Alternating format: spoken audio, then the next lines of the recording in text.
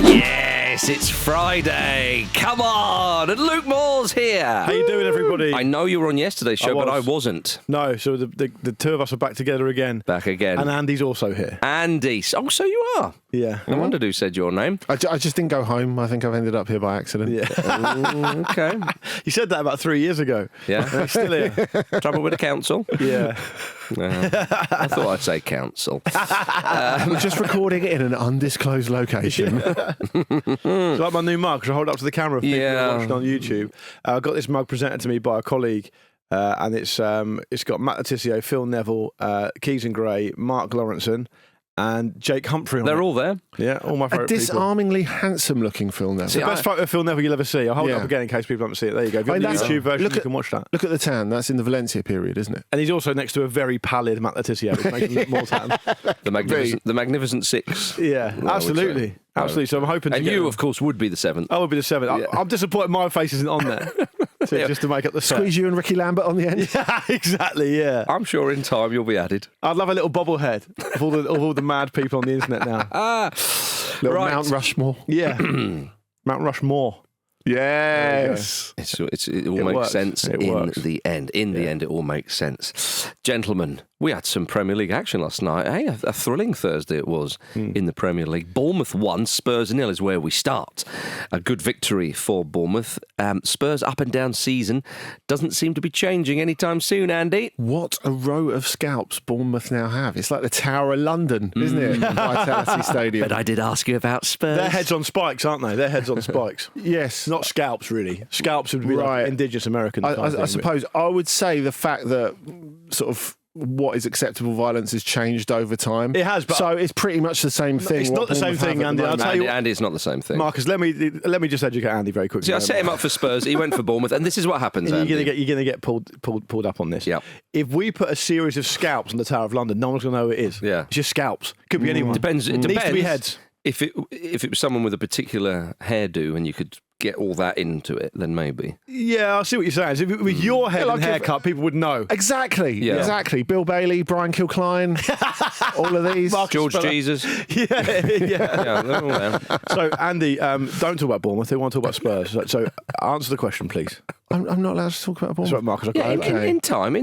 Okay. The commentator said Spurs were hammered 1-0 by Bournemouth. I Because think that's fair to say, and can I just say how unsurprising it is as well, really? I mean, I guess the only surprising thing is just how much of a red herring the Manchester City result has looked so quickly. yes. Because, Well, they've won one of their last 6, and it was that game. yeah, but when you look at where Spurs are and how they've presented all season and how they presented in the second half of last season, the daftest argument I've heard about Spurs is, well, we only finished a few points out of the top 4 last season, and Ange has adapted now, and is like gone and had a transfer window. And it's like, yeah, but did you see the second half of last season?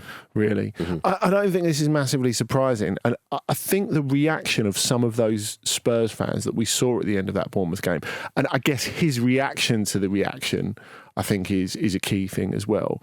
Just underlines the fact that I think a lot of Spurs fans, not really at peace, but have an understanding of like exactly how far they're going to get under Ange Postecoglou, positive as he has been for the club. I mean, if you look at the table, Spurs are now down in 10th, and they're in that pack of teams where a win can propel you about 5 places either way. 10th sounds Or a loss- amazing when Yep. you say it out loud, doesn't it?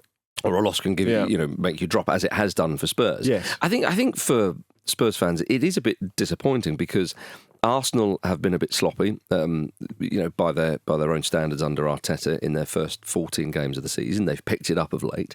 Chelsea have obviously been very, very good. Liverpool have been superb. Man City, lost 4 games already, for crying out loud. And yet Spurs, okay, they're 6 points off the top 4. That could be clawed back. But unfortunately for Spurs, Brighton, Fulham, Forest, Villa haven't been brilliant, but they're in there. Bournemouth themselves are now in there. There's a lot of teams who can beat each other. Spurs would be looking at, say, Arsenal, Man City and thinking, well, how are we off them? These are the teams that we've got to try and begin to emulate, try and get into that top 4. I wonder how many people would think Spurs could now finish in the top 4.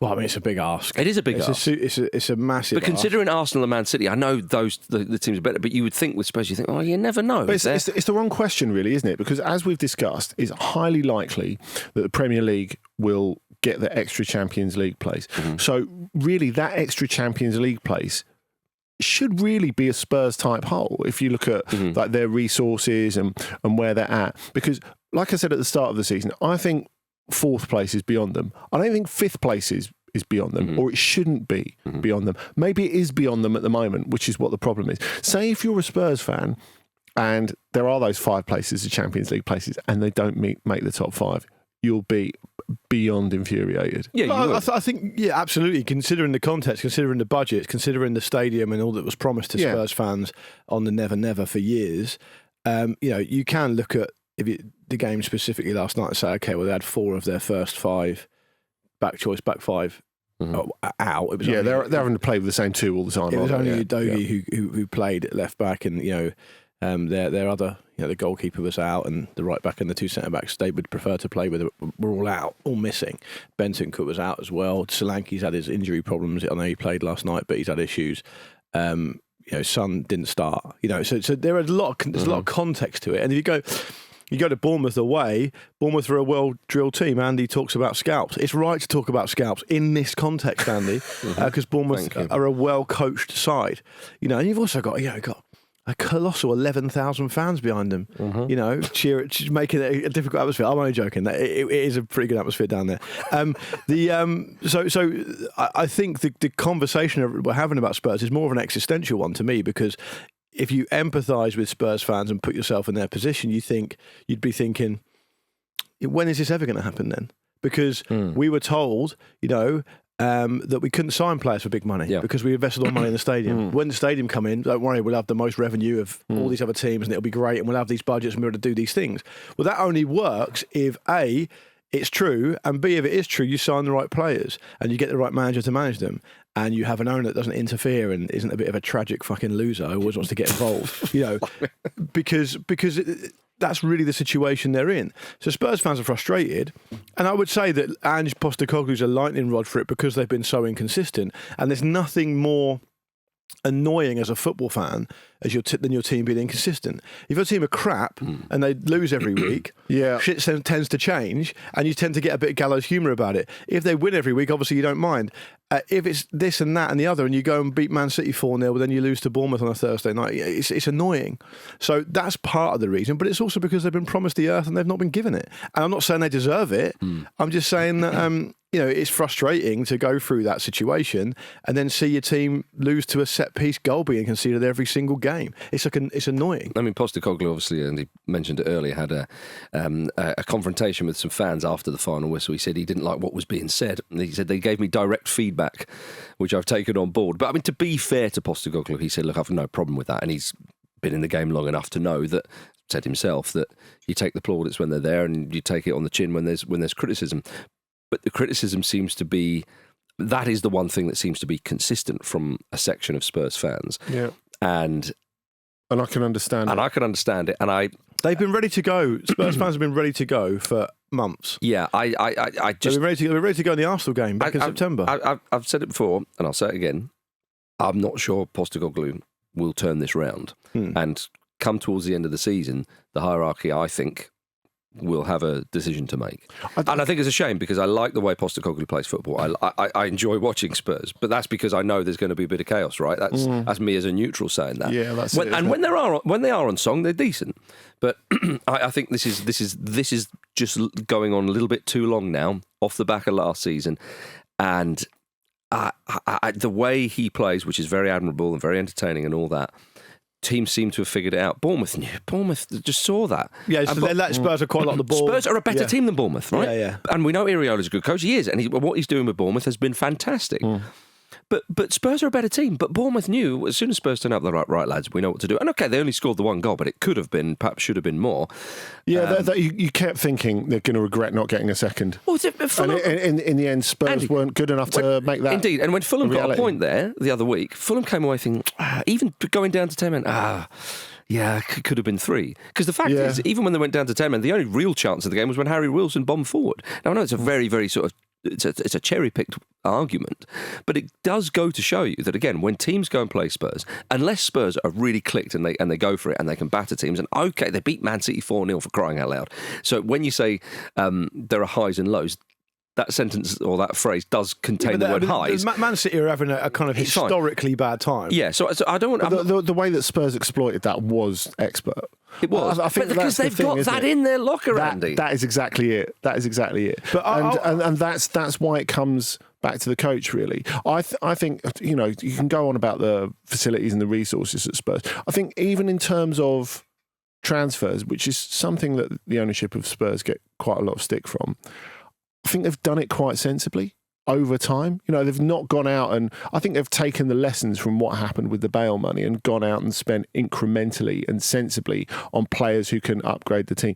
The bottom line is they should consistently be better than they are. They're not learning those lessons. And what you were saying about, I think they'll get to like later in the season and they'll make a call on Postecoglou because it won't get back. It'll be too late by then. They need to not write off this season. No, I think they need to make some sort of decision. This will never. Now you think more? This will never happen. But it won't. I don't think I don't think that will happen. But I think they probably should. Okay. What should happen? To take Andy's point and maybe perhaps blow it up even bigger. What should happen is that Daniel Levy should fully accept that he's been absolutely outstanding on the off-pitch issues and the financing of the club and giving them the situation they're in and making decisions on that level, delivering him one of the best stadiums in the world, steering that ship through all those difficult times. And that should be his legacy, and he should step aside and understand that on the on-pitch issues, he's nowhere near good enough to be making the decisions. And the evidence for that is that he's been the chairman for 23 years, and they've won one League Cup or something, But he kind of understood that already, didn't he? When he needs to put. Let me put it another way. We talk a lot about the size of club Man United and the structure they need to put in place, and people are hoping now that under Ratcliffe's handling of the football operations, there's all these people being appointed, and they're going to try and put something together which gets them to where they should be football wise. I mean, Daniel Levy's had about 15 goes at that. Yeah, I mean, and none of it has worked. And if you think about it, even among all the nonsense of Man United, they still won a few trophies. And and what they're going to do. So the reason I'm saying this is because you guys are talking about them changing the coach again. Fine, maybe they will do it tomorrow. Maybe they'll do it in May. I don't know, but nothing's going to change because nothing has changed. Like the famous quote from the great Big Pav, people of this parish will know is work well. The club doesn't need a new manager; it needs a fucking exorcism, and the reason for that is because of how it's run on the pitch by the people in charge of that. It's not the coach, it's the people hiring the coach, because look at the coaches they've been through. Every single different type of coach. None of it's worked. And part of it is because the league is so competitive and it's difficult. But Spurs had their chance to really motor on way back in the 90s, didn't take it. They're not able to compete now. And the reason they're not able to compete now is because the people in charge of their football operations are not good enough. And is the ultimate insult in all this the fact that they were drawn against Tamworth in the third round of the FA Cup proper, and a room of children watching the draw live immediately started chanting "Tottenham get battered everywhere they go." National League side Tamworth FC. Do you reckon if they they're not worried? If they were to be knocked out, they think they're in the fourth proper. Yeah. If they were to be knocked out by Tamworth, do you think that there'll be a change, Andy? There probably should be. Well, what was one of those children? Little Dean Huyson, who could be. It looks like he's never shaved. He's 19 though, so he's not a child anymore, Andy. Yes, yeah. To be fair, he's got that mischief about him though, doesn't he? He does. Lovely goal. Yeah, well, lovely celebration. Yeah, he's a man for a good celebration. So last season, he is a man. Yeah, when he went on loan to Roma, he belonged to Juventus at the time. It looked like he was going to Frosinone, and then Roma came in at the last minute in the January window and said, "Well, actually, we'll take you instead." And he couldn't snap their hand off quick enough. I was going to say, yeah. So off he went, and when he went with Roma away to Frosinone. Obviously, he got quite a lot of stick from the local fans.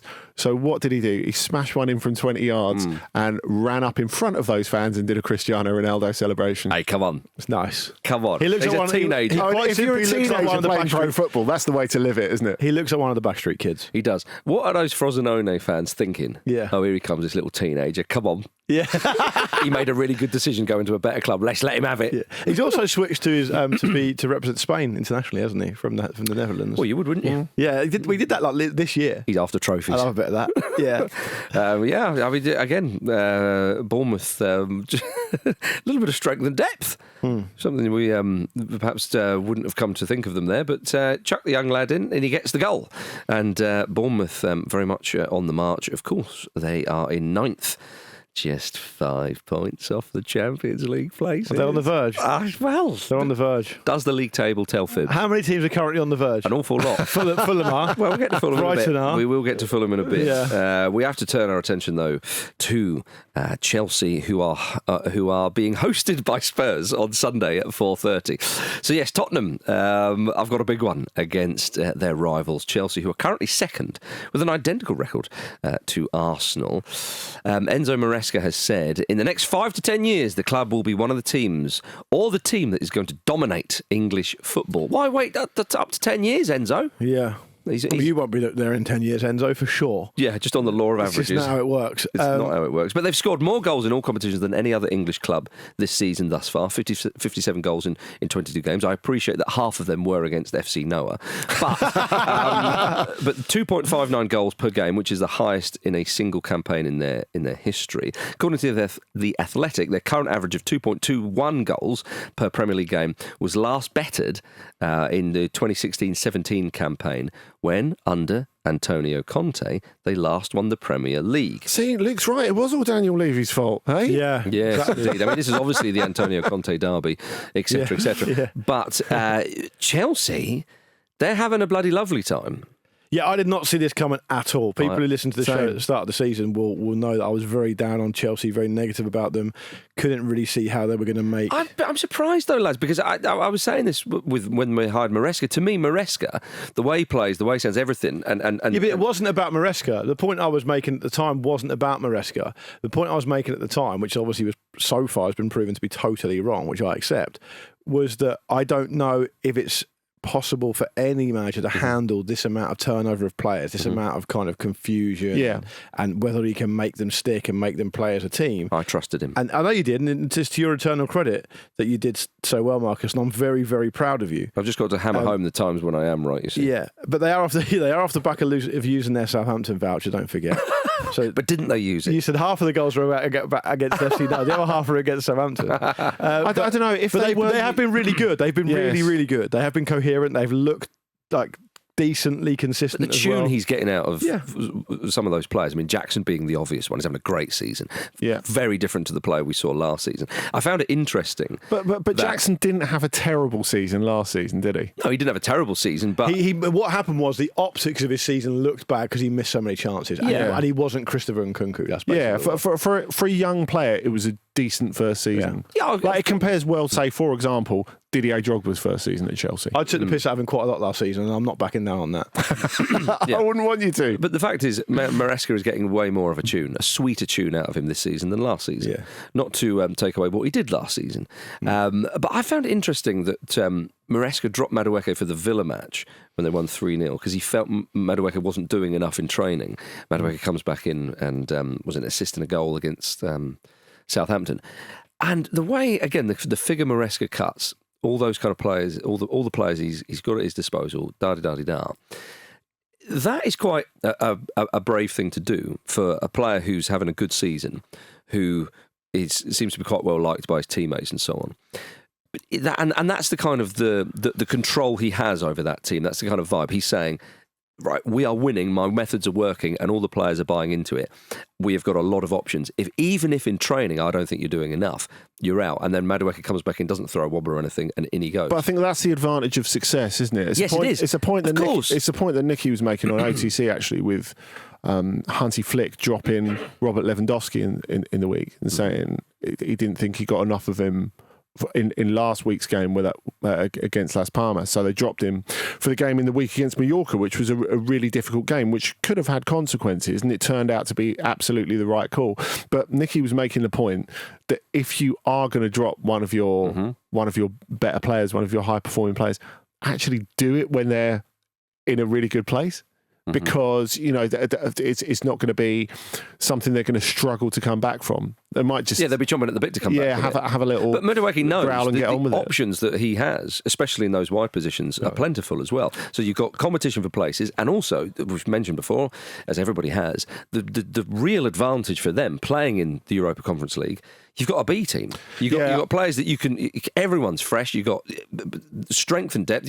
If Jackson needs a rest, or maybe doesn't need a rest, but you give him a rest so he's fresher, and Kunku comes in. Yeah, and I mean that's an interesting thing, isn't it? It's kind of a unique situation for Chelsea, because whether you think Maresca's totally right or not about them being one of the teams that dominate English football in the next 5 to 10 years. They're currently a little horse, Andy. Yeah, that'll be it. Yeah, they'll never have a situation like this again, like where they can have such a lower tier European competition that they can have these two separate squads. We've seen the difference between Villa. Like in terms of the actual games they're playing, there's not much difference to last season, is it? But of course, the difference between being in the Champions League and being in the Conference League and being able to effectively rotate in at that sort of level is really, really difficult. So how they deal with it next season, I mean, we've already heard that Nkunku's not especially happy with his role. That was always going to be one of the biggest things for Maresca to deal with, and that'll be something he has to continue to deal with as the season goes on. That's the challenge that he'll have to face. I mean, keeping everyone happy. It's good that the way Madueke has responded. The detail of what Maresca said was quite interesting. It was it was about training, but it was also along the lines of, he said that once he's assisted or he scored a goal, he kind of doesn't. Yeah. In Maresca's opinion, he doesn't maintain that intensity to go and do more and more and more. And that's a really interesting challenge to a player, and you can make that accusation or issue that challenge from a position of strength, then it's great for everyone. What I was particularly enthused by from the Chelsea point of view against Southampton, and look, I know that Southampton kind of imploded, they were poor and they went down to 10 men early, but what Chelsea were able to do really effectively is get everyone to make a contribution. Yeah. So I kind of said it a bit yesterday. It was like everyone gets involved, everyone gets a go. And 15 different scorers this season already. Yeah, they goals everywhere. They had. Do you know how many different scorers or assist makers they had against Southampton in one team? 8. Yeah. 8 in one team. They've got players who can come off the bench, players who are not even on the bench who can come and make a contribution. And that's not allowed. It's not allowed, mate. Well, I spoke to Arsene Wenger the other day. Was he dancing? More on that later.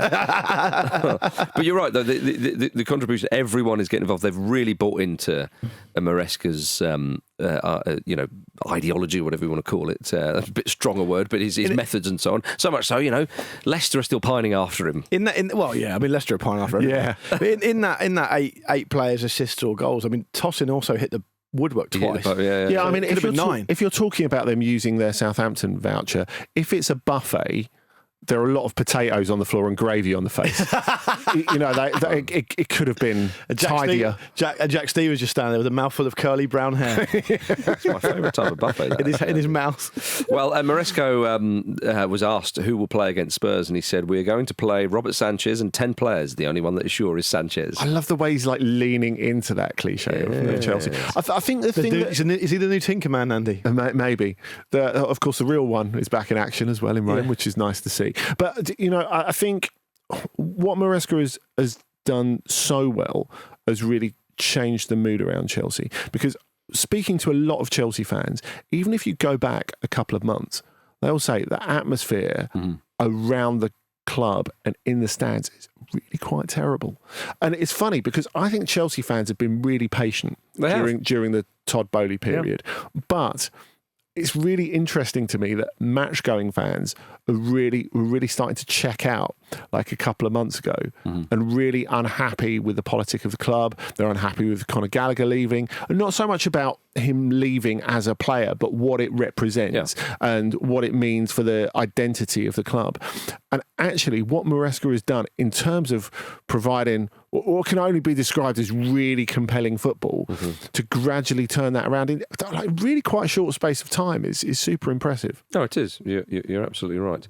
Now, before we move on, did you see that former Chelsea man Oscar, remember him, the Brazilian? He's set to leave Shanghai Port after 8 years and over 200 games for the club. Moved to tears as the fans cheered him off in his final game. I think that's such an interesting situation. I do as well. I'm fascinated. He went there in his sort of mid to late 20s.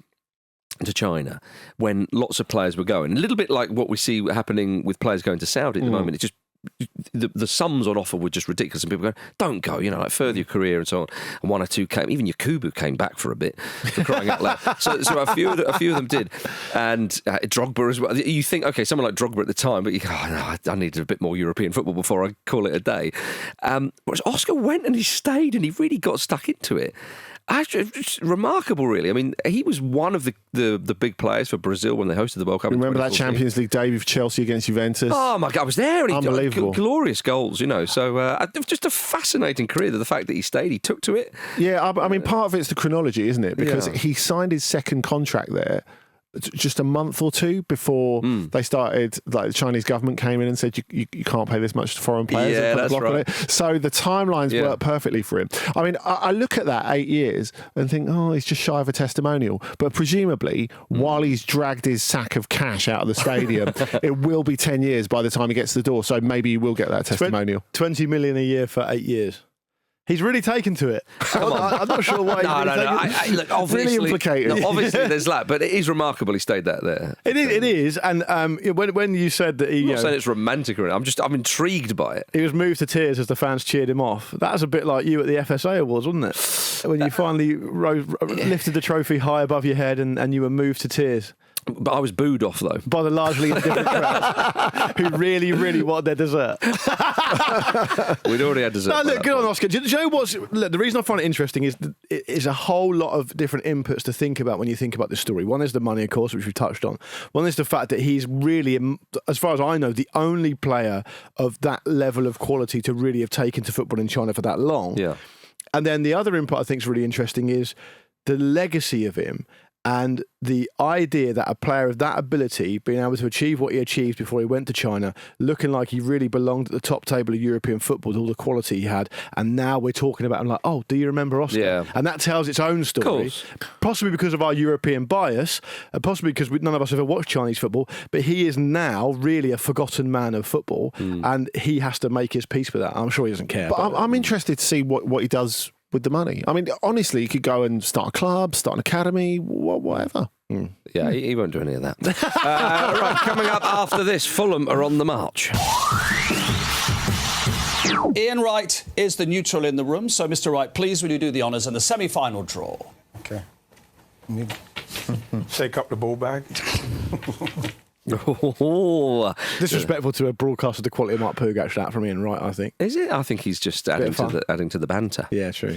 Right, Fulham 3, Brighton 1. Gabard. Fulham up to 6. Brighton still... Let's get into the real stuff, shall we? Oh, now you're talking. Brighton still have not beaten Fulham in the Premier League. Ever. Yeah. And that's how it goes. Alex Iwobi, man of the match, gifted the first goal, but what a lovely second. He's on song, Andy Brassell, you can't deny him. He's having a great time, isn't he? What do you think's happened? Because he looked like one of the worst attacking players in the Premier League for quite a long time. Under which team? Everton. Yeah. It turns out leaving Everton is a career boost that everyone needs. And now look at him. He's a part of Marco Silva's soldiers at Fulham. Marco Silva, I've said it once and I've said it again, is better than all your dads. And he's so good at that. When gets a player with a bit of quality who has Premier League experience, or not necessarily Premier League experience, but has maybe... not quite done it at the level that they would have hoped to, or were where their potential would have suggested where they might what they might achieve in the game. You know, Iwobi, of course, he scored in the Europa League final, if my memory serves me correctly, for Arsenal. You know, and you can dust them down and say, look, right, you're here, you're playing for me now. This is how we're going to play. We're going to play on the front foot. We're going to play exciting football, and we're going to use you and we're going to get the best out of you. Do you want to know what I think is fascinating about Iwobi? Is that he's clearly able to play in a variety of different positions. Indeed. And he gets moved around quite a lot in a way that you don't tend to see from a wide forward. And we talked about this in the context of Jack Grealish yesterday. The conversation sometimes is had with teams that can struggle to put consistent results together, and you've got a really talented wide player. And a lot of time the temptation, particularly from the fans, is to say, look, can we move him in the middle, get him on the ball more? Can we get him...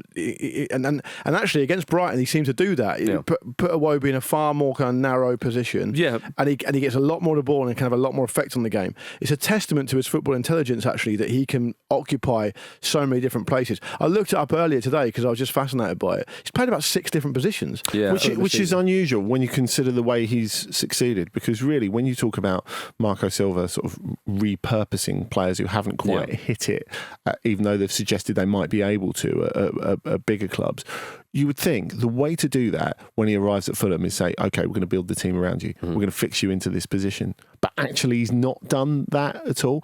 And you can talk about him getting more out of players. What he's got out of Iwobi, I mean, Iwobi is legitimately one of the best midfielders in the Premier League at the moment. So good. And if you're talking about Marco Silva being able to do that consistently, if he could do that with Emile Smith-Rowe, who's been promising so far without absolutely... He's done okay, yeah. He often is subbed off, but he's done all right. Without absolutely exploding has been like okay so far.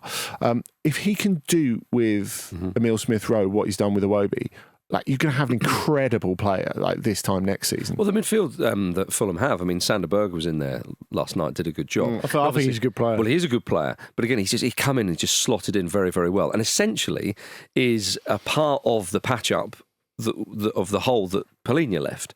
Sasa Lukic came in, not this season, but in a previous season, from Torino, I think they got him from, and he's done all right as well. Andreas Pereira, of course, I mean, he was on Man United's books not that long ago. Now, he's been playing for Fulham a little while now, there's nothing new, but has played again in a variety of positions. Sometimes was often asked to go all the way back to Mitrovic. He was basically asked to do his running a little bit like Bellingham does for England when Kane's there. You know, he's almost like right up there. And what Pereira brought when he first came to Fulham was he's so intense. Yes. And he brings such a lot of energy to the team. But he's restructured the midfield this season, Silva, and so Pereira, sometimes you have a pivot with sort of 2 8s running up and down, or next to a more defensive midfielder as well.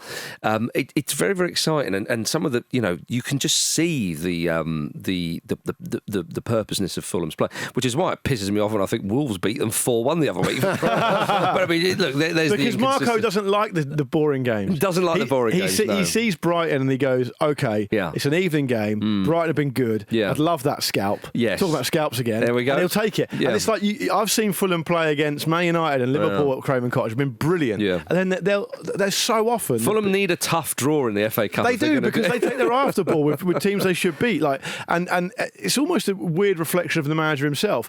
The big criticism you'd level at Marco Silva a number of years ago would be he does really well at Watford and then gets his head turned by Everton, who are seen as weren't quite the situation they're in now. I mean, really, that choice could have finished his Premier League career. It could have, and he's done really well to rebuild it. But he had to rebuild it in the Championship. It's taken a while. But that's not the point I'm making. The point I'm making is he went from memory about 6 months of just being shit at Watford, waiting to go to Everton, and then when he goes there, it doesn't work out for him. And as you said, Andy, it could have been the end of him. He's done amazingly well. I'm just saying, if there's one thing you can criticise him for, it's they do overlook those games they should win. And I think there's also an interesting development to come about whether he's learnt his lesson from that Everton move as a coach. Because if they end up, I mean, they're 4 points off top 4 and probably not going to get in the top 4. But in the context of what Andy's saying about 5th, we've seen an untraditional team in recent years, at least, in Aston Villa get into the top 4, and they're a bigger club than Fulham, we know that. But if Fulham do something extraordinary this season, it'll be interesting to see what happens with Silva. Indeed. And I said before, when Spurs were looking for a new manager, I thought that they were going to try and pinch him. Yeah. And I'm incredibly glad they didn't. But honestly, I can't talk highly enough of Silva. And Fulham, here I go again. If they'd have kept a certain Serbian, I honestly think Fulham would be really legitimately looking at Europa League, maybe Europa Conference League, challenging for those places. Now, they are in that pack that, as I say, a loss can suddenly drop you down to 10th, 11th. And there's a long way to go. There's a long way to go as well, but Fulham, they play wonderful football. Wonderful football. They play good football. They can knock it about, as we know. I think, not too bad at the back. It is that cutting edge up front. And Jimenez has chipped him with a few goals, but he's no spring chicken and he has his limitations, although I really enjoy watching him play. Rodrigo Muniz, again, full of beans and whatnot, but he's not your sort of... I guess the thing is, between the two of them, maybe you're covering the Mitrovic gap. Maybe, but you can't play 12 players, Andy. Maybe that's you can't do it. No, you really can't. He needs to find, perhaps maybe for next season, presumably he's still around, touch wood, a striker, as I say, to repurpose somebody who, and if they can find somebody like that, then they'll be challenging. Well, I would say the real plus for them from this game is you talked about the Wolves game, and you're still not over conceding the late equaliser to West Ham, are you? But I think what shows that they've progressed even since there, I think, is the fact that I didn't think they were amazing in this game. No. After Brighton equalised, they were well in it. They had some decent chances. The Matt O'Reilly own goal changes everything. But I think the fact that Fulham managed to manage the game quite well, even when they weren't the dominant team, is something that would make me think, okay, maybe they can do something going forward. Yeah, no, it's fair. It's a fair comment. They do face Arsenal next, of course, and then they've got Liverpool and Chelsea across the next 4 matches. So a tricky period for the Cottagers, of course. Now, gentlemen, tomorrow at 12:30, it's a big one. Saturday, early afternoon, Everton versus Liverpool. Arne Slot said this week that he reckons their games away at Newcastle, which of course ended in a 3-3 draw on Wednesday, and their following game tomorrow against Everton could be trickier than the games against Man City and Real Madrid. I mean, you'd have to say he's right, because they won both of those games fairly comfortably. They didn't beat Newcastle United.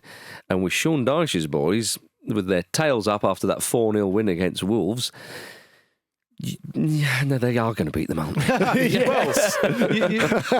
You say that, but back in April, Everton beat Liverpool at Goodison Park 2-0. So there's a kind of not a tradition per se, but there's certainly evidence that Everton will perhaps bring something to the table here against them. Can we say there's a little difference between Liverpool now and April Liverpool? Yeah, they're pretty good. Of course there is, but at the same time, these derbies are important for a reason. They're big games for a reason.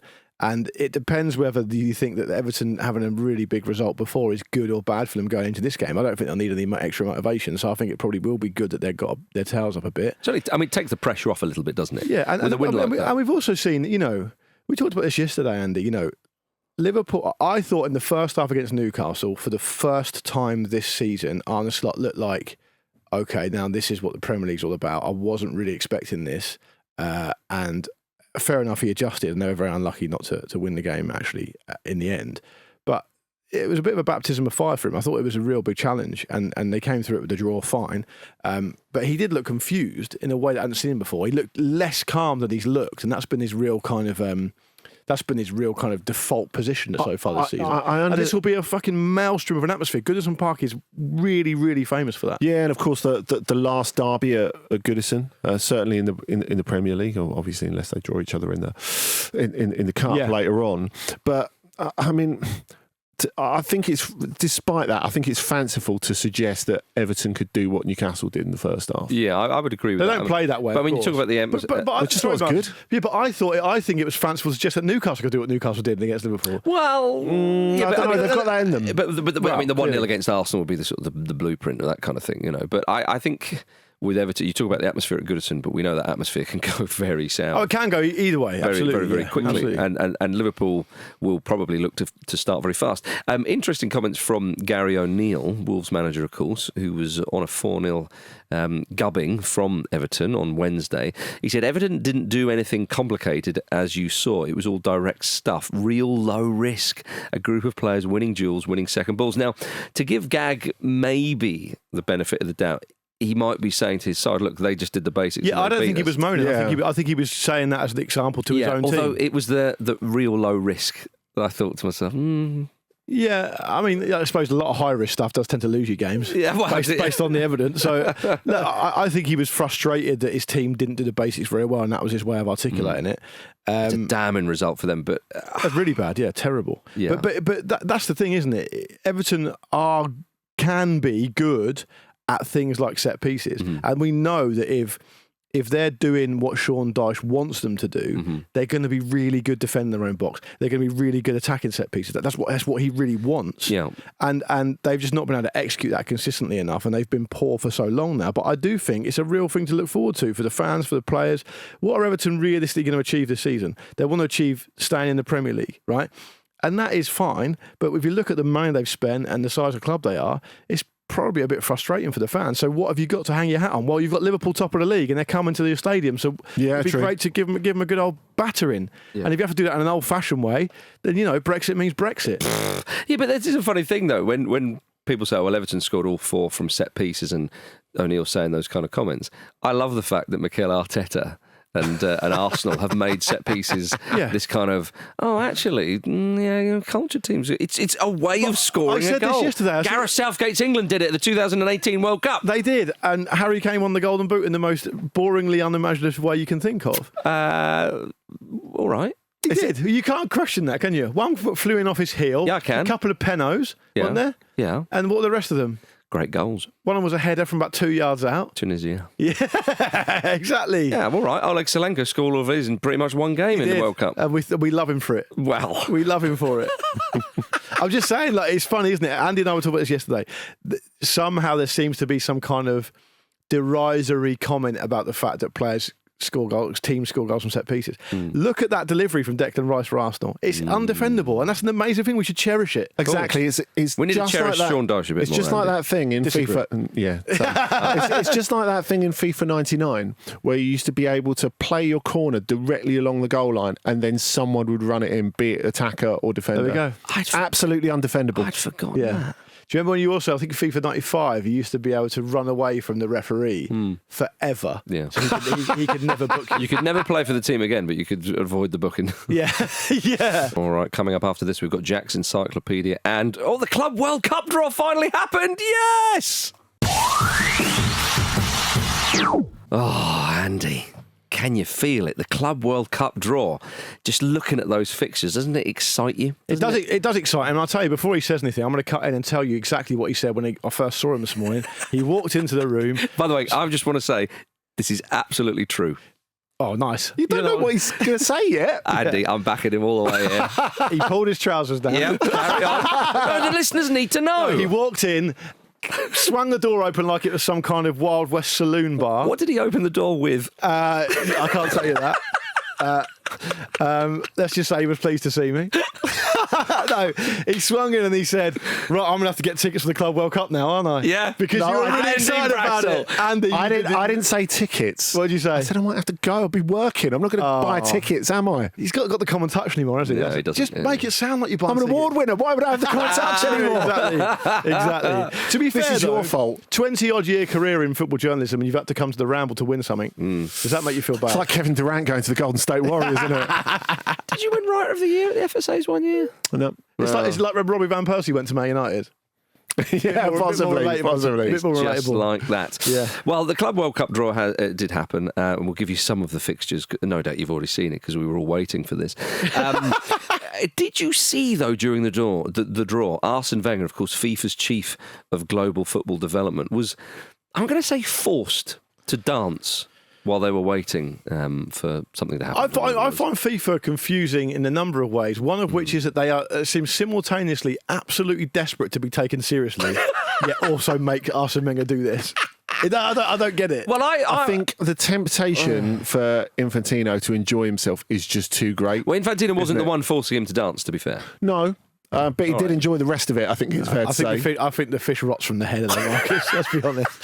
The fish does tend to rot from the head. Arsene Wenger's 75 years old. Well, as you guys were talking about Arsene Wenger's torso yesterday, I thought to myself, why didn't get his top off and prove to the Ramble whether he is indeed ripped or not? I mean, I kind of went with Pete on that, that he's quite wiry, but he's very slim. He's in fine figure. Yeah. I think as well you can not really fully absorb a bit like Alan Pardew, Arsene Wenger's physical power. Yeah. Of course, I always bring up that thing, on the touchline. He'd be Dal Sim, wouldn't he? He'd be able to have a hell of a reach. Pardew thinks, right, I'm having you. And then he gets up to him and goes, God, you're massive. Yeah. And he gets the shove from him. No, I think he'd be hell of a reach, and if he got you with a roundhouse kick, my goodness, you'd know about it. And I think Arsene Wenger's legacy, people talk about the Invincibles and what he achieved at Arsenal. Do they? Arsene Wenger's true legacy can be seen every weekend when you go on 51-year-old Ray Parler's Instagram and see him with his top off. He looks amazing. Yeah. And that is thanks to Arsene Wenger. Yeah. Thanks to Arsene So Wenger. don't make him dance. I'd love to know if Jose Mourinho has seen that dance.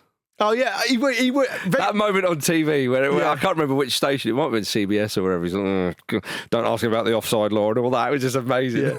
Yeah. I just don't imagine that the conversation Arsene Wenger had with the guys at FIFA when interviewing, presumably in front of some kind of boring panel over sandwiches about becoming the new chief of global football development. This came up. Did you do much dancing on stage? Not really. Is that important? Might come up. It has come up, and he shouldn't have had to do it. They're not having sandwiches, by the way. What do you reckon it'll something be? Far more decadent than that. Blinis with caviar in them. Caviar, all that bollocks. Yeah. Stuff that just doesn't fill you up. That is such a Brexit opinion. Why is that Brexit? It is. It's like I don't want to eat anything foreign. No, it's not that. What's your favourite foreign food? Pizza. Irish stew. Nice, very nice. I don't want to talk about the Club World Cup. If anyone here listening can't, don't tell me. You ask of Andy for transparency. Don't tell me that when Man City were drawn with Al Ain, you weren't a little bit, drooling at the mouth. Honestly, I didn't know it had happened. Until Andy said it, I didn't know it had happened. They're in with Juventus. I'm just going to pronounce this as an Englishman would do. Why Dad? Yeah. From Morocco. Which is presumably what a lot of kids will be saying when they have to get carted to this next summer. That's what Andy's kids will be saying. Why, Dad? Oh dear, yeah, and then there's some other games in it, and it's far too much football. Of course, teams play each other once in the group. Top two progress to the knockout. We can be thankful that the four best third place teams are not going through. We can be thankful of that, okay? Is there a third place playoff anywhere? I'd hope not. So it is just the top two, and then games, then you'll have the knockouts from there.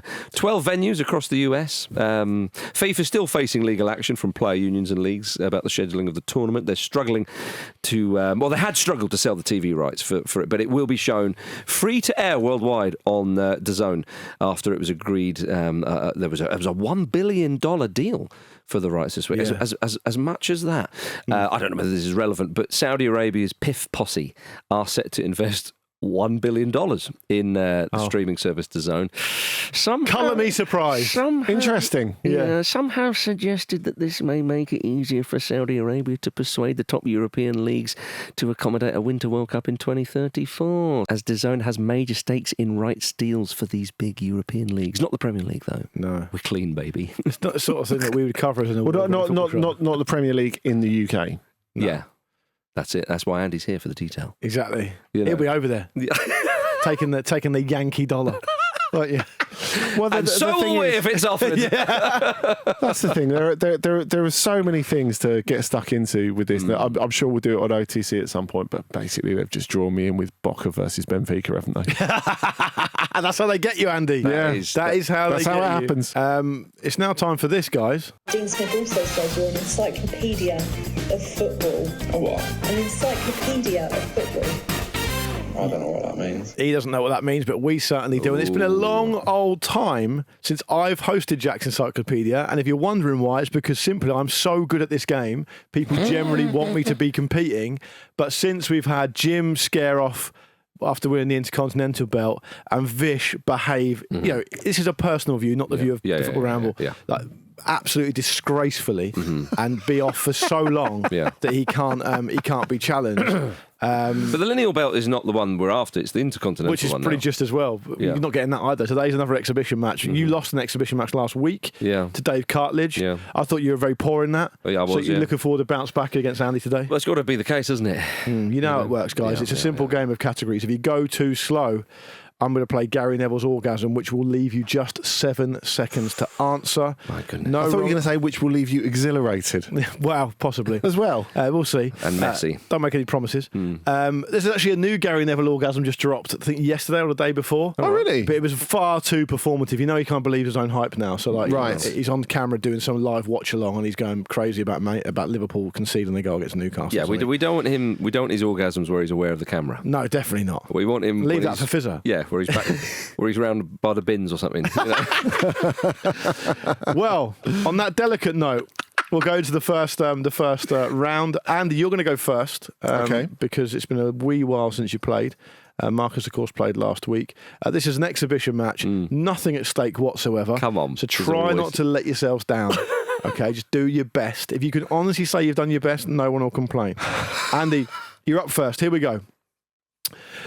Every club managed by Claudio Ranieri. We want to hear every club managed by Claudio Ranieri. There is no time for wrong answers. There's no time for repetition. Andy, off you go. Roma. Roma is, of course, correct, Andy. Good start. You did say Claudio Ranieri. I did. Okay. Leicester City. Oh, he's gone for Leicester City. Is it right, though? Yes, it is. Chelsea. Tinkerman at Chelsea, famously. Yeah, well done. Cagliari.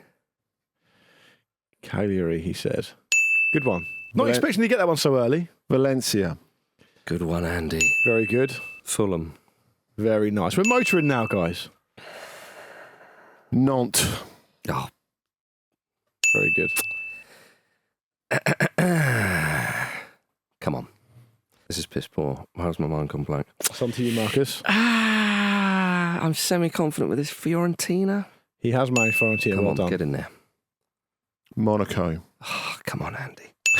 Andy's got these for days, Marcus. This is what I feel like playing against you. We're good though. We're doing pretty well. I think we've got 9 left. I think you've done half of them. Just the clubs, yeah. Yep. So I can't have international teams. Just the clubs. Damn it. Parma. Parma, he says. Correct. Oh, get in! Well Still done, alive. mate. Although Andy's just going to, Andy, what you got for us? Napoli.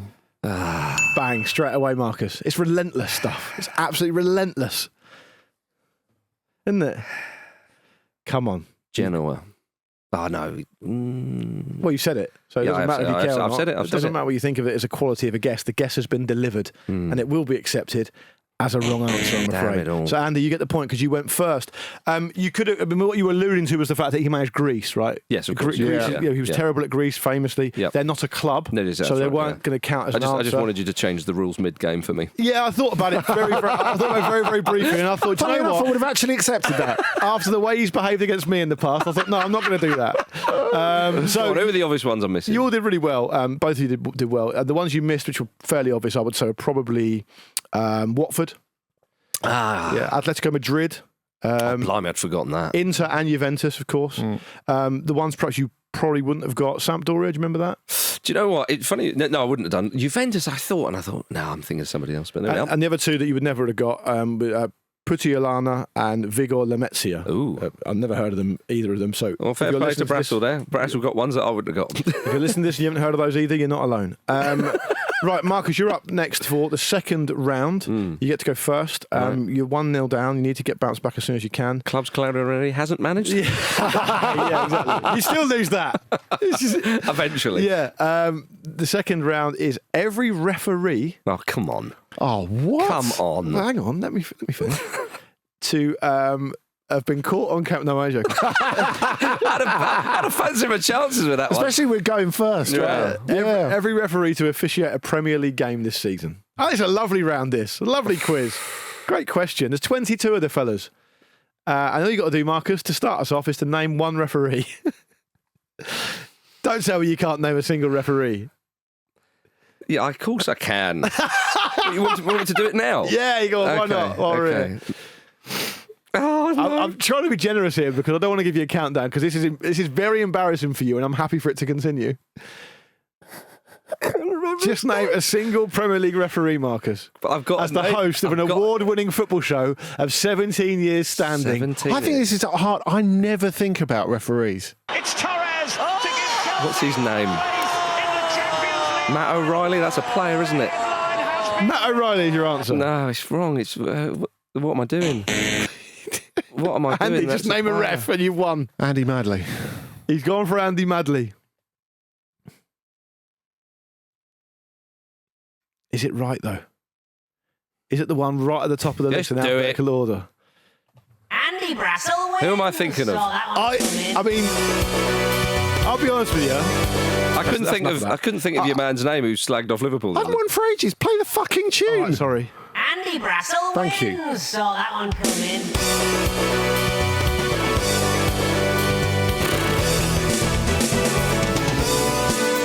Okay. I was trying to think of the guy who was, you know caught what? on camera recently, and I was like, Well, that's what's his David name? Coote. Thank you. But what I'm annoyed about is this is a really good question. Yeah. And I'd have loved to have played this question. And you could have had any of the following answers. Is there anyone called O'Reilly in there? There is not anyone called O'Reilly in there. Why no. did I think that? I don't know. That's one between you and your loved ones later. Anthony Taylor, Yeah. Chris Kavanagh, Yeah. Craig Pawson, Yeah. Darren Bond, Darren England, David Coote, Jared Gillette, John Brooks, Josh Smith, Lewis Smith, Michael Oliver, Michael Oliver. Yeah. Michael Salisbury, Peter Banks, Robert Jones, Sam Allison, Samuel Barrett, Simon Hooper, Stuart Atwell, Stuart Atwell. Thomas Bramwell, Tim Robertson, Tony Harrington. Now, some of those aren't very well known. Some of them are very well known. Yeah. I don't know what to tell you, Marcus. It's a very poor performance. It's a funny thing. I think it reflects badly on you if you know all of those, because it suggests that Yeah, I you're should- completely paranoid about officiating. Well, the thing is, Andy, I do know some of them. I just couldn't get them out of my gob. Yes. So I apologise to everybody. Clearly, exhibition matches are just not for me. No, you're like Marcus Silva's Fulham. Indeed, You yeah. overlook If the it's not a important belt one, on offer, I And also, struggle. against Andy, you can't really get up for it, can you? It is difficult. It is difficult. It's a bit pre-season friendly, if I'm honest with you. But I I'm do Wrexham apologise. touring America. This is the thing that. But this game does it. I was thinking David Coote. No, there's nothing in there. I don't know why I went Matt O'Reilly. That's obviously a footballer's name. What we should have said, what we should say is to people listening here. Sorry. This is some fucking respect. Yeah, It's because you're not in the chair. Marcus isn't. It's not easy in that chair with the lights on you. Yeah, but I mean, I have let myself. Oh, it's down. fucking poor. But I think I can redeem myself by saying that I'm going to open the gate to the weekend. I don't know if people want you to be the one opening the gate anymore. All right, Andy can. Andy Nah, can I do prefer it. you to do it. Okay. That was all wrong. Oh dear. Well done, Andy, on your muggy little victory. Yeah. I disgrace myself, but my goodness. Come with me now to the weekend and let us all forget about what just happened and dance through the night.